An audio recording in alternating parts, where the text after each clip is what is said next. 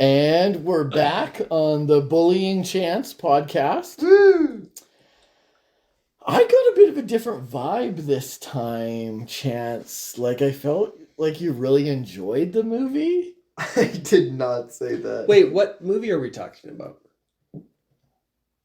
Chance, You're looking at me like I'm going to say it and I'm not Chance, going you to. gonna talk about your favorite movie? Thou shall not be named. So we watched Descendants 2, but I felt like Chance had a ton of fun. I did not say that. I said I Well- enjoyed watching the movie and making fun of it. Not that I enjoyed the movie. I wrote that line like 2 weeks ago, and I was just waiting to see what would happen. Okay, cue the intro song. So many of our favorites to watch. Oh, look, now they're being bashed. I guess that's what we should expect on the Bullied Nostalgia Podcast. Welcome back. I am joined by Jon. Jayon? Wow, that one's bad. Oh, it's going to be a rough one. Are you doing this every episode now? Please say no. Hi, I'm Jon. The cooler John. I'm joined by Kyle. Kyle. I don't even know who that's supposed to be. Kai and Mal. Kyle. Oh, you're making puns on the names? Well, what do you think mine was? I thought he was just pronouncing your name weirdly for fun. No, it's like Jay is Jafar's son. So why didn't you say like Jane? You get to be Chad's. Yeah, Jane would have worked significantly better for Jon. And I am Timmy. She's like Evie. No, it's No, not. That That's the least effort. You just wanted to be the main character. No, the character he liked. No, I'm the main He character. likes Jay too. I mean, it's confusing. He's got a couple top ones. I'm the main but- character. I think you guys are just looking for reasons to complain. I'm the one with the purple or the Tim blonde to hair. Evie, that's the connection you made versus Jay and John? I got Chad's. Whoa, this is a really good one. Okay, today we're discussing Descendants 2. If this is your first episode with us, this is I feel bad for you. a sequel movie to an episode that we covered about Descendants on episode 9 of season 2. I don't think that sentence made sense. Well- This is an episode movie to a sequel we did. No. I I'm don't just know going to what that was. repeat it because Okay. you've ruined the dialogue for sure now. I That don't was know. unusable. I'd If- keep it. If this is if this is your first episode with us, this is a sequel movie Mhm. and episode dedicated to a movie. Oh my You goodness! didn't say movie the first I time. Now know. all the dialogue You is didn't ruined. say movie the first time. This is a sequel episode to a sequel movie we watched prior. Why did we watch? Oh, okay, yes. That is true. Yes. Oh my goodness! Stop talking. This is Tim's chance to shine in the spotlight. This is all I do. Typically, we talk about old movies that have nostalgia to us, but we just really like bugging Chance with these ones. So if you're looking for something that's more in scope with what we would normally do, you can check out one of our other episodes. If you want to know what's going on in this episode, check out the first Descendants episode. And yeah, let's jump into it. Before we get into Descendants 2, though, I want to do some housekeeping things.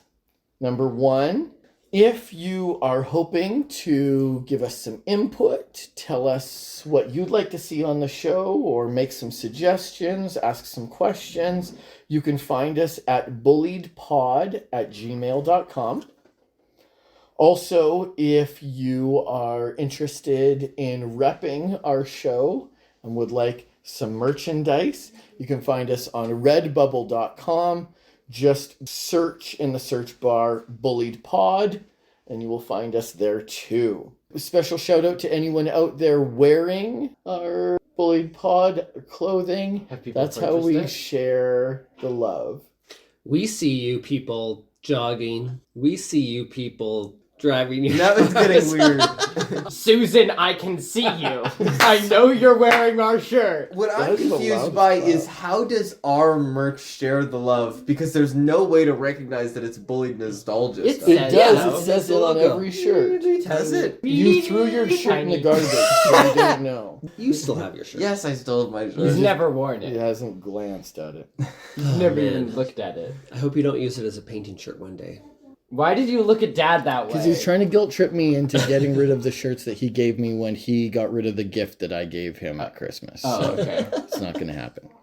Before we jump into the episode, though, it is the end of the year, and that means Spotify Wrapped came out.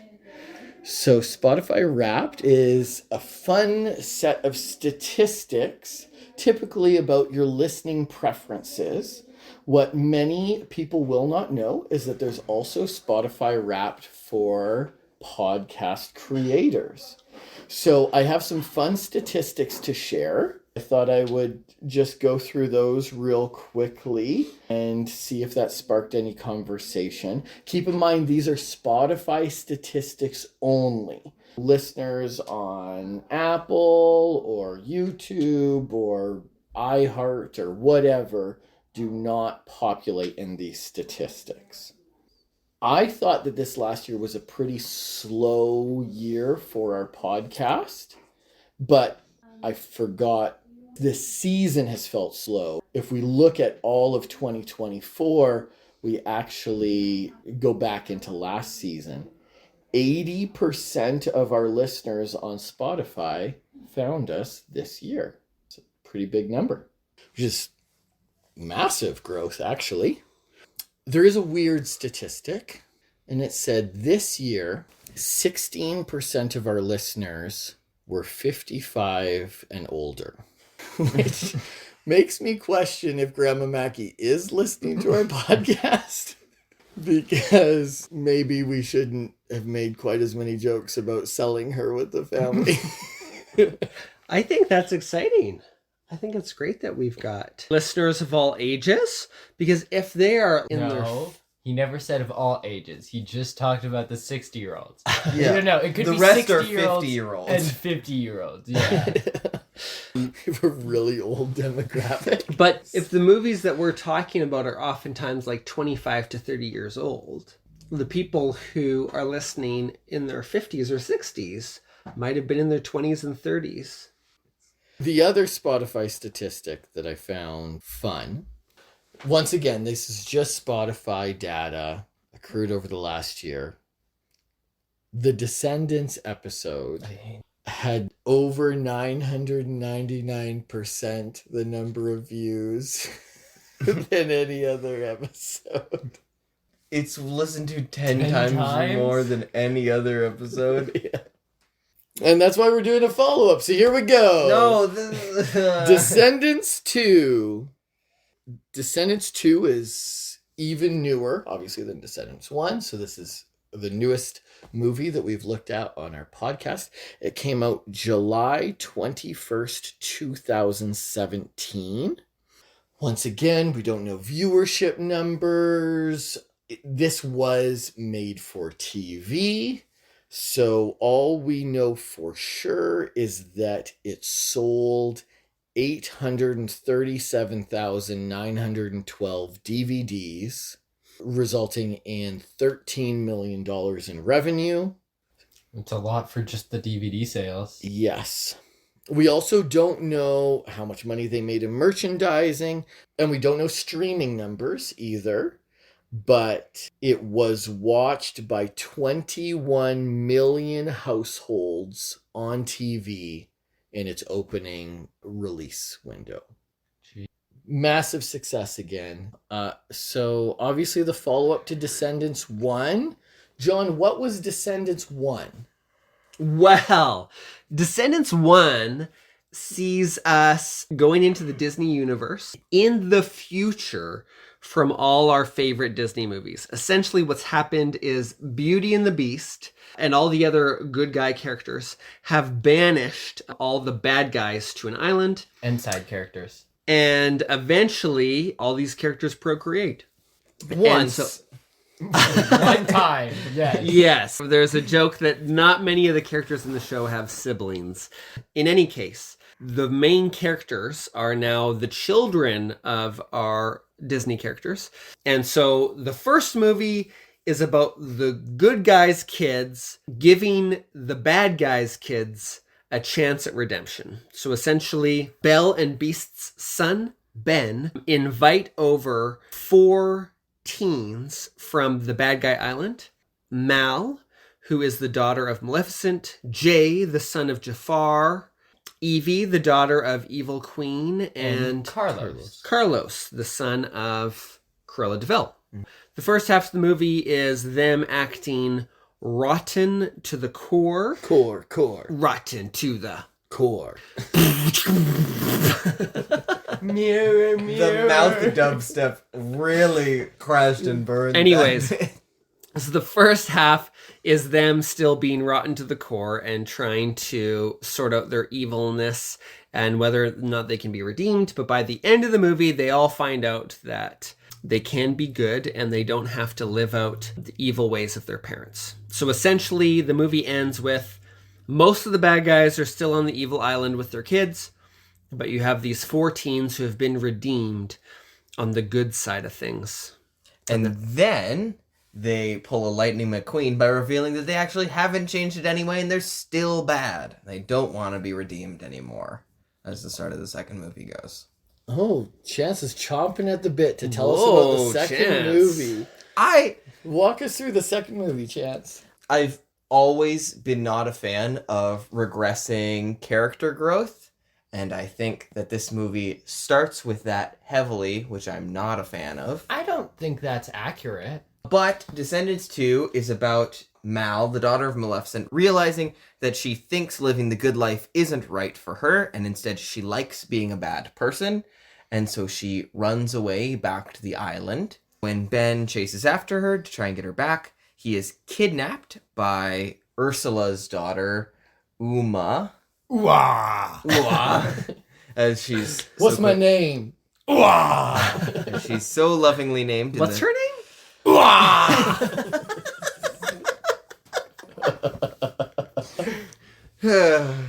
Yeah. So Ben gets kidnapped by her, and By then who? What's her name? we're not doing. This All right, every okay, that's the time. last time, but it's a song. I'm in not the movie. promising that that's the last time. Continue, Chance. Yeah. So Mal gets into a fight with her, fakes a wand, yada yada yada. And then finally what ends up happening is that Mal realizes that she can live with the good people, and Uma slinks away back into the darkness. Probably to be seen in the next movie or something like that. No, she explicitly says, "You think this is over? You think this is the end of the story?" I'm gonna be in the sequel. Yeah. So, yes, the cast from Descendants 1 is back. Dove Cameron is playing Mal. Cameron Boyce is Carlos. Sophia Carson is Evie. A boo-boo. And Boo Boo Stewart is Jay. Dove Cameron was actually in Schmigadoon since we did the last podcast. So Schmigadoon was, I think, an Apple Plus show, John, where it was about 2 people who go on vacation, but they find themselves vacationing in a musical. And so everyone sings and dances everything, and they're just 2 normal people in a musical. It's kind of fun. And Sophia Carson is in a new movie on Netflix with Taron Egerton called Carry On. I'm getting like Die Hard vibes, maybe. Yeah, it seems like a Christmas movie that's not a Christmas movie, but it's actually an action movie. Yeah. So I haven't watched it. It's Netflix. It's probably bad, but I saw a trailer and I was like, oh my goodness. Saw her immediately. And then we've, of course, got Mitchell Hope back as Ben. And we now have China Anne McClain as Uma. And her sidekicks, Harry and Gil, are in this one too. What did people think of the new cast additions?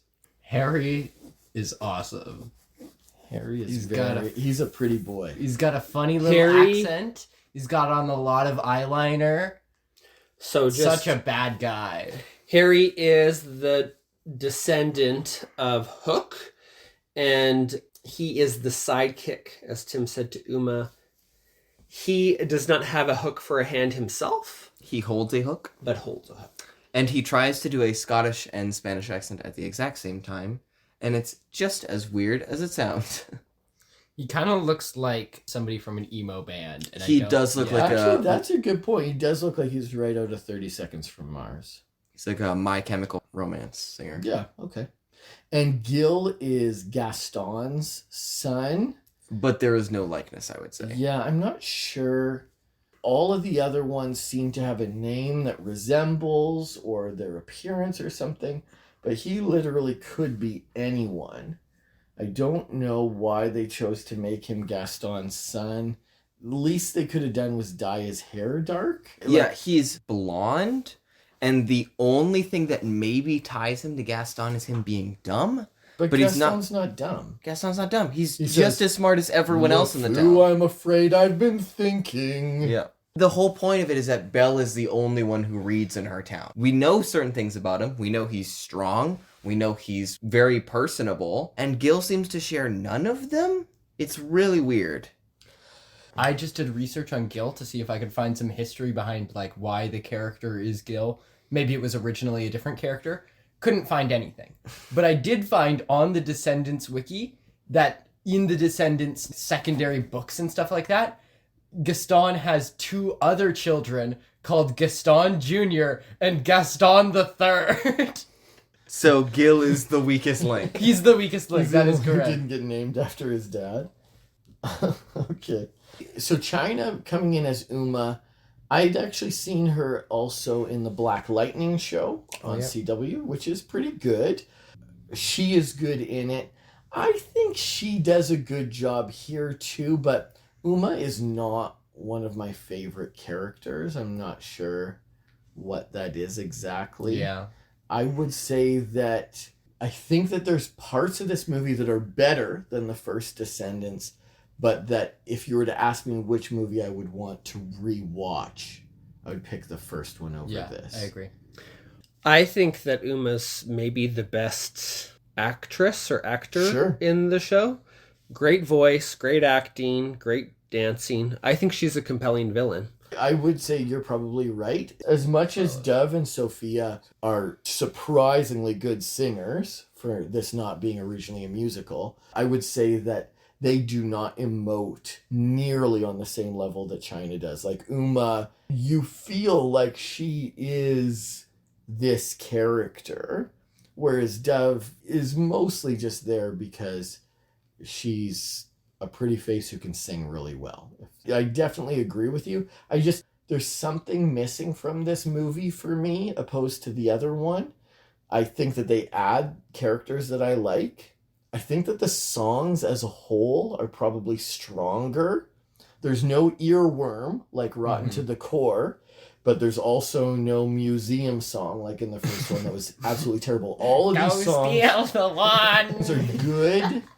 Chillin' Like a Villain, probably the best. Probably the best one is It Starts With You and Me. The final one that they ended off with the water. I don't know about that. Well, I mean, the final scene essentially takes place in 6 inches of water, and they do a big water dance that is a great send-off for this movie. It's a very solid ending with a great song.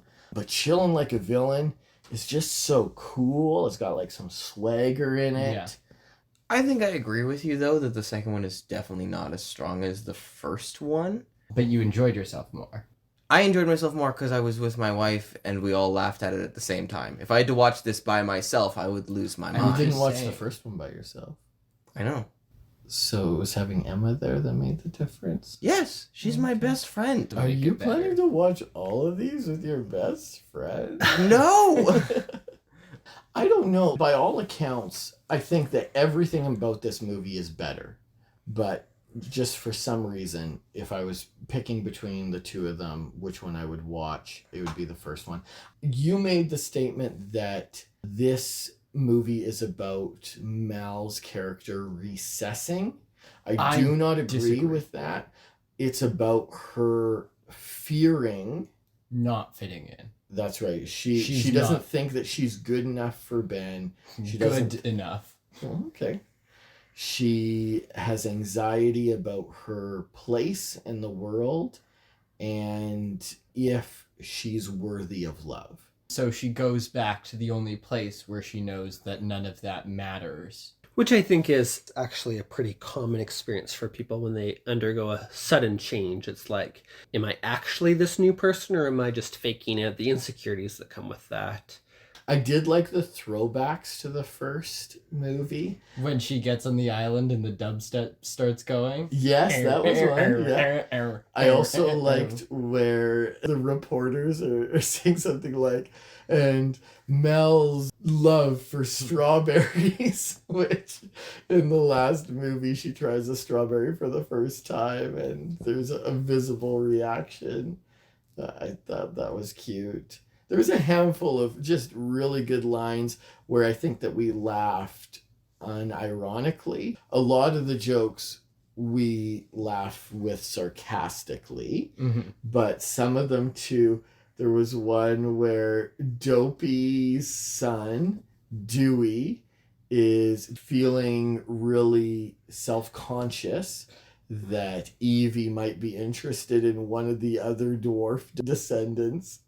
And he says something like, You don't want to mess with Happy. He actually has a bit of a dark streak going on. That character actually took quite a back seat in this movie. Oh, 100%. Yeah, he had a much bigger role in the first one. Yeah. We got to see a lot more of Lonnie, Mulan's daughter, in this one. But I mean, if you're introducing new cast members, you can Yeah. only focus on so many. Yeah. You'd dilute characters if you had to keep everyone in the spotlight. We did have a bit of a disagreement as to whether or not Ben was singing his own songs. I looked it up. It is someone else singing. Oh, his is it? songs. Yeah. And we're back at Hatley Castle. So once again, the setting is this prep school called Oridon. That is a giant castle. And the location for this movie is filmed at a beautiful castle in southern BC on the island where we've seen the X-Men mansion and Lex Luthor's house and all these things. I was talking with Mom on the phone the other day. I happened to be in Victoria, and she asked me if I stopped by Hatley to visit Grandma and Grandpa's grave. And I said, sorry, what? Were they in the Descendants movies? You know, with a wide enough shot, maybe. Turns out our grandparents are buried at Hatley Castle. That's where their graveyard is. So when the talking dog runs away with a bone off screen, that's Grandpa. Also, I had this weird flashback and I was like, wait a second. Where were Auntie Brenda and Uncle Keith married? And she was like, at Hatley Castle. And so our relatives, the wedding was at this castle. I didn't remember, I didn't put all these things together until we started talking about castles. And turns out it's the only one around here. So all of my castle memories are tied to this specific location, which is wild. So we got to go visit it now. We got to go visit some graves. Yeah, it's interesting to think how much that would have cost our aunt and uncle to rent Right? back in the day to get married there. I peed my pants in that castle. You did? Yeah.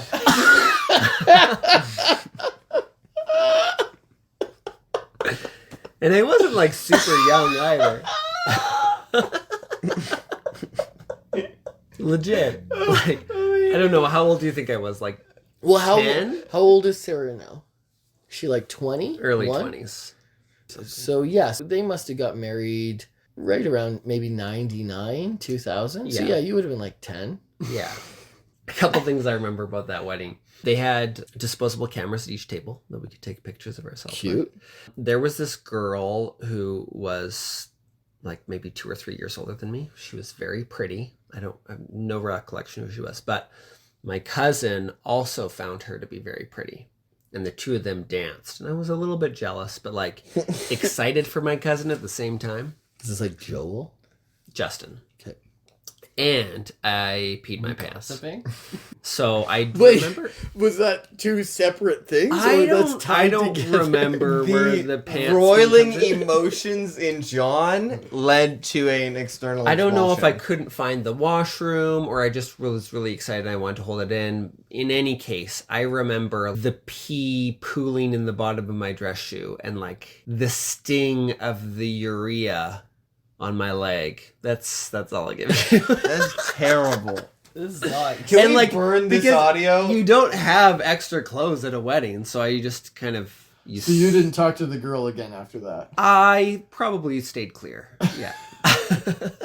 That's why you never learned her name. Yeah. There was something...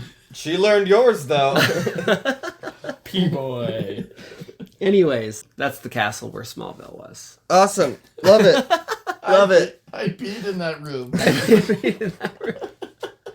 You had nothing on me, X-Men. Did you do that, Hugh Jackman? Nuh-uh. Well, I'm going to talk about a talking dog now. The talking dog probably peed in that castle. Absolutely. So there's a talking dog. There's a subplot where Carlos is trying to tell a girl that he wants to go to prom with her, and he can't seem to do it, and so he's gifted a gusher that forces him to tell the truth. the dog eats it instead, which for some reason grants him the ability to speak English, which assumes that the magical gusher is English coded, and there are different language gushers that you can speak, or the dog was always capable of English and just didn't know it. So, hold on. If a love potion requires someone's tears, what does a truth gusher require? Pee in the castle. Done. Got it. I made that potion. That was me. I made that gusher. Gross. Oh, it's a gusher. This got gross real fast. So, there's a talking dog. It's voiced by a duck, and... Kind of true. It's voiced by the guy who voices Louie from DuckTales. Bobby Moynihan, Which- who's on SNL. is the funniest DuckTales member. I'm not going to pretend. And it's not enjoyable. For someone who really likes that voice actor, the talking dog is truly horrific and terrible in every scene he's in. It was one of my favorite parts of the movie because no one else liked it. Yeah. We've established this. John has fun when somebody else in the room is not having fun. Correct. Emily seemed to actually enjoy the movie, but she could not stand a moment with the dog. Except that at one point it says amazeballs. And John thought he was repeating it, and he said awesome balls. Which is not a thing. Yeah, because everyone knows amazeballs is a thing. Yes! I could throw a poll up. Yes. We can find out. Have you ever heard someone say amazeballs before? Yes. Yeah, it's... Most of our... The problem with the talking dog is all the gags and bits that would be cute to have a dog with are instantly ruined when the dog has the voice of a 40-year-old man. What kind of voice would you want it to have? None. No voice. There's a part where two people are talking and the other one leaves and Carlos is just there with the dog and the dog goes, "Hey, scratch my butt." And it's just like, no, never. At one point in What? time, the dog calls him a good boy. It's so wrong. Okay, so we need to understand that if dog years are accurate, while it might not be alive for 40 human years, all it takes is math. 40 divided by 7 is You know, 3. 6. What? What?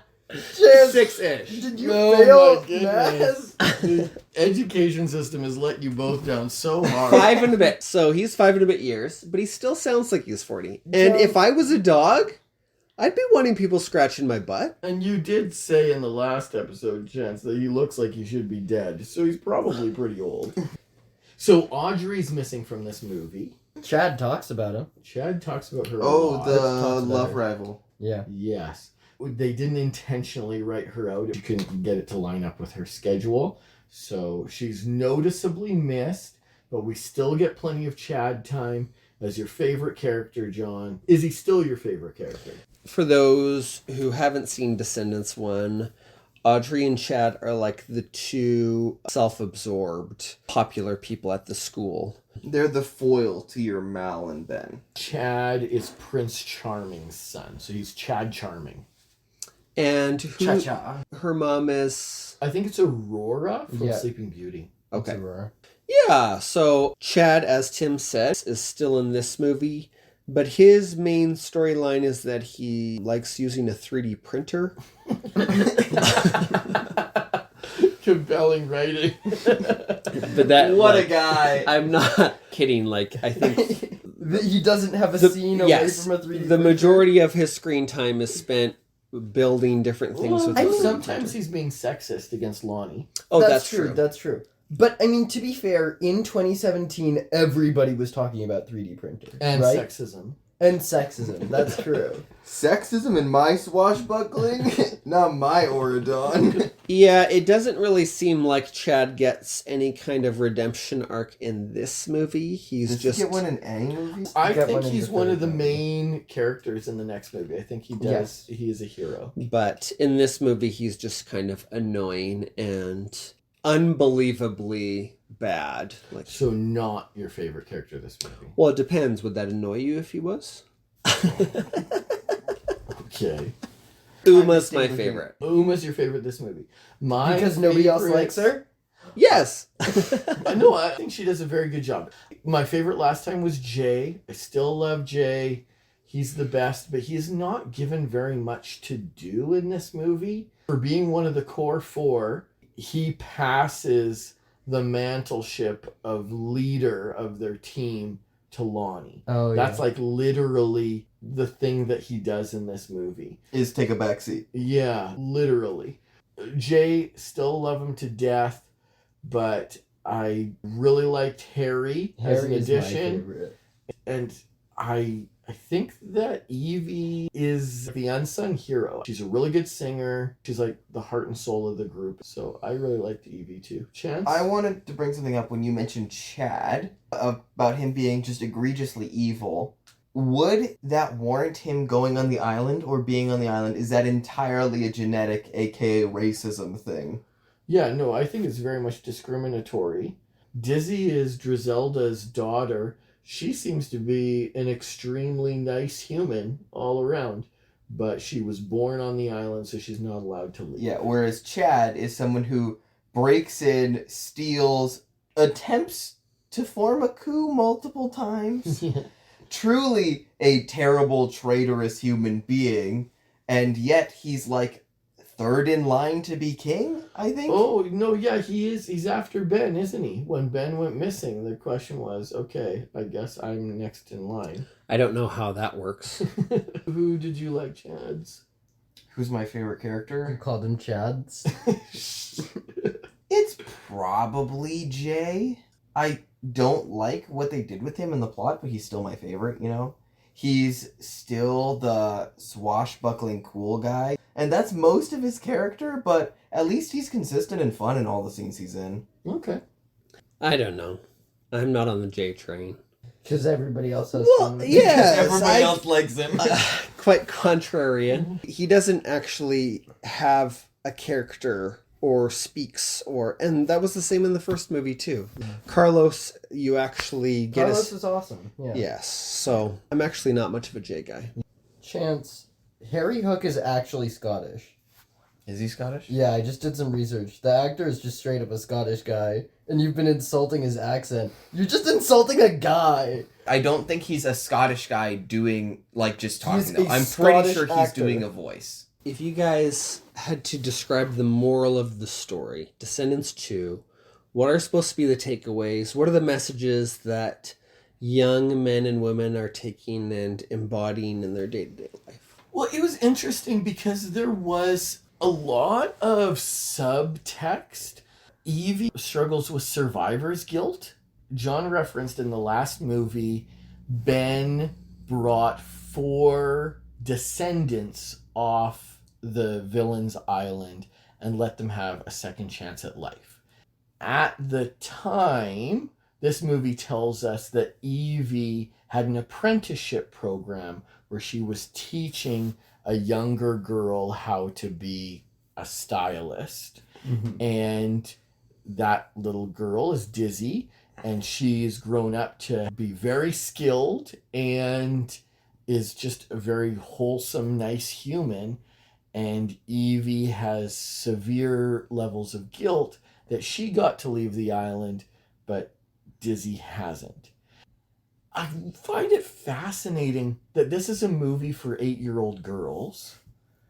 Land Before Time is for 6-year-olds, but there's a massive difference in maturity. The target audience is only 2 years different, but we're talking about deep, traumatic incidents opposed to roll rock around. I don't think that that's the moral of this movie. Sorry, I got kind of off on a tangent, but there's a lot of deep subtext here. Mal is scared of not being good enough for Ben, so she runs away. There's, we mentioned, a lot of discrimination baked into Oregon. Oregon, sorry. Oregon sounds like a Lego world. Origami. Aragon is a dragon movie. Well, and I think it's kind of cool how the enemy in this movie is one of the teens who was overlooked, right? The whole idea of Uma's story is like, why didn't I get chosen as one of the original 4? And then her kidnapping Ben, and Ben being faced with, oh yeah, he had good intentions of bringing over 4 people. Yeah, but then he stopped at 4. Yeah. And Mal comes to save Ben, and Ben's like, no, don't rescue me. This is a real problem that needs to be dealt with, and we can't just wave it away by attacking each other with swords. I do think that this movie is firing on all cylinders. I think that it's asking deep questions, even of adults, and the humor is goofy. We get to make fun of it quite a bit. This is dangerous territory here, but the first movie, last year in the episode, I confessed that this was like a guilty pleasure of mine. But this is almost a good movie? Just period? I don't agree with that. Chance, what don't you like about this movie? Is there distracting hair colors or costumes? Without making fun of you, legitimately, what do you not like about this movie? Disregarding the dog and things like that. Okay, the dog is terrible, but this would not be the first movie that's had an annoying animal sidekick. I think our standards have been so severely dropped by the slog we've had to go through. If I'm thinking about my 11-point scale, 5 in either direction, you've got 5. You've got Interstellar. You've got 4. You've got Toy Story. You've got 3. That's where things start to get a little bit muddied. Maybe I'd say Descendants is here. Maybe I'd say it's 2. You're giving this movie a positive score, though. I was probably going to give it a negative, but I'm just saying for analogous in of quality. Tier. Okay. Yeah, okay, I think if it's a question of how good the movie is, it's very easy to say this is a good movie because we've seen so much garbage. In comparison to the grander spectrum of what good movies are usually, I don't think this stacks up. I think it does have pretty interesting moral quandaries of those kinds of things, but I also don't think it tackles some of them in a very believable way or push the buttons they're supposed to. Like you talk about the conversation with Ben and Uma, but that's a backseat problem which actually doesn't get resolved because only Dizzy comes over to the island. No, Dizzy's not even over yet. I don't even think she makes it over until the end of the next No, in the next movie they bring over Uma and her crew and Dizzy. This is very spoiler territory here. We haven't watched this movie in 5 years or whatever it is. But I think that in the third movie, the big finale is when they let those people off the island. There's a big bridge that connects the two. I think they turn on the bridge. All the kids from the island come over and they have their big dance on the bridge. But yes, there's a lot left unresolved in this movie. We get a stinger at the end with Uma where she breaks the fourth wall and says there's going to be another movie, which is pretty obnoxious. I think when it's coming to a question of like the moral of this story and how good the storytelling, if I think of a movie that really hammers home a moral in a way that feels cohesive and interesting the whole way through, and even in the background is still a question at all times, I think of like Spider-Verse, which is a movie Sure. about Spider-Verse personal responsibility and amazing. self-doubt. And But I'm saying, like, if you're watching a musical, this one's catered towards kids, which is... And made for TV movie. Yeah, we're comparing apples to apples here. It took them 5 years to do one scene in the new Spider-Verse movie. This movie was made in a year and a half. I know, but I think it's very easy to make concessions to this movie, to make excuses that it's like, oh, this is because of this, because of the limitation, or because of this. This isn't a great movie. I never said that. I'm just saying that this isn't a bad movie. If I was scoring each part of this movie individually, with the exception of things like a dumb talking dog, it actually holds up in almost all of them. Did you like the songs? I don't know. They're not for me personally. Okay. That might have something to do with it. To Chance's support here, I did write down the format of every single song in this movie.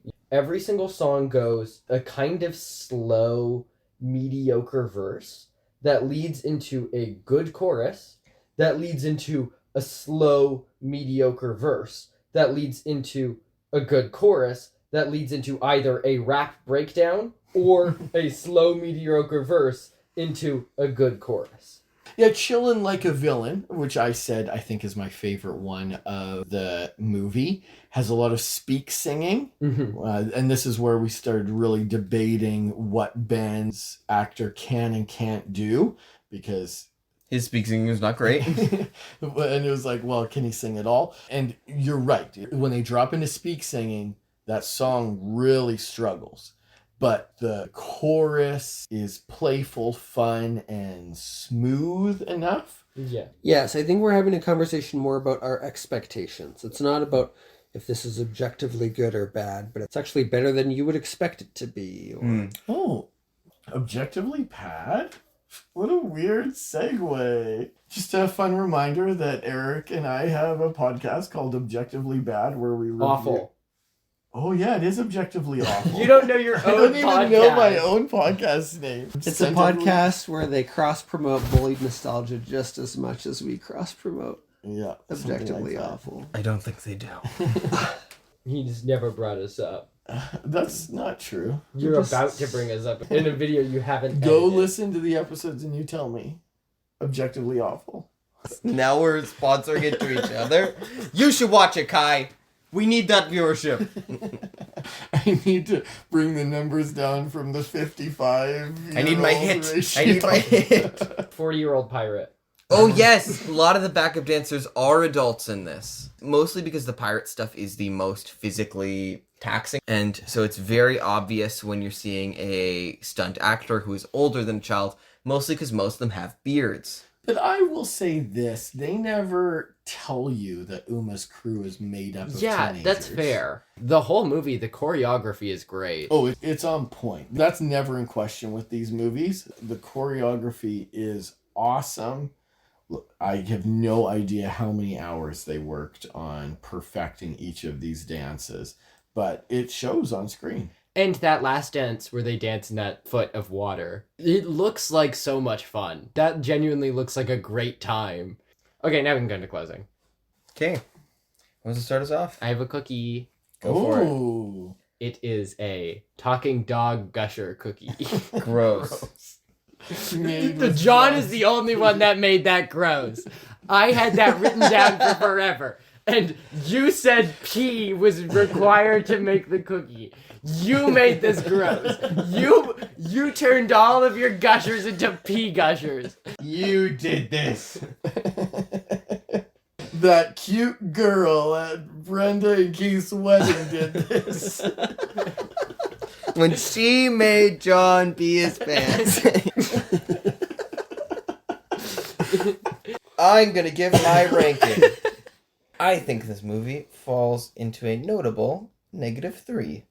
I enjoyed watching this movie, not because I think this movie is particularly good, but because I had a very enjoyable time making fun of it. If you have a crew of people who are willing to watch Descendants with you to make fun of it, I think you'll have a good time. Well, I guess that's the end of the podcast. Oh, I enjoyed watching Descendants. Yeah. What's the point? I If mean, Chance is having fun, why are we here? yeah, we talked in the first Descendants episode about Chance watching this on his deathbed. Yes. And then you brought into like, we rewatch these movies every 5 years. I love it. So. That will not continue. Yes, this movie is better than the first movie. The themes and the way it even tied into other Disney movies, you know, Ben being under a spell of Uma, like in The Little Mermaid. There was Disney references in how scenes played Yes. out, not necessarily just in That's flat the delivery. guy. Yeah, like even Mulan's daughter in this movie, she's a woman in a man's world on a sports team that doesn't accept women, similar to Mulan's journey. I just think there's so many ways that the people who created this movie put things together. We're only like unpacking 5 out of 15 layers here. There's just so much nuance for what it's trying to be. I think it's doing it well. Yeah. Yeah. I always talk about whether or not I will watch these movies again. I will watch this movie again with Chance, but I'm not going to watch it without him. Doesn't it make you feel special? It really doesn't. It makes me feel like a This hostage. is all about you, Chance.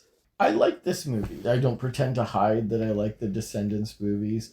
I do like that Chance doesn't like them, but this one, rotten to the core, is woven into my brain.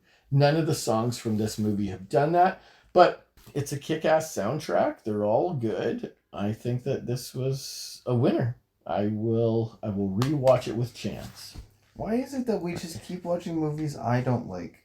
Why can't we watch Dougal Speaking again? of what? What? Dougal? I was just thinking of the way I could most curse Dad's existence. I was so confused by that statement. Chance was just saying, why are we watching movies that I don't like? That's a great segue, because next episode, we're watching a movie that he does like. It's true. We're back with Treasure Planet. Mm-hmm. Anything that you want to tease with before we close this episode about next episode? I think Treasure Planet is an underrated movie. It comes from an era of movies of my childhood that's very nostalgic and reminiscent to me, such as Road to El Dorado or movies like that. And you can watch it on Disney Plus. You can. We are circling back to Treasure Planet because we watched Titan AE last season at this time of the year. And I said I thought Treasure Planet was a better movie than Yes, Titan. well, they have a lot of similarities. So we're essentially comparing the two. Okay, anything anybody wants to add? Praise Oh, Beethoven. I wanted to talk about Descendants, but you guys cut me off after I talked about my cookie. What do you want to say about Descendants? There's a scene where Uma says, "Us three, daughter of Ursula, son of Hook, and son of Gaston," and it's like, you're really not trying here. Do you know who my dad is? Yeah, but worse than that, because she just says it to nobody. Imagine if I was just hanging out with my friends and I was like, "Hey, it's Son of me, Tim." son of Tim." And then all of your friends are like, woo! Yeah. So, Like Tim Burton? No, Tim Nesbitt. Woo! Oh. Okay, well, we're rotten. rotten To the core. Look out for weirdos. Let's get out of here. What's my name? Awesome balls. I didn't promise Awesome that was the balls. last time.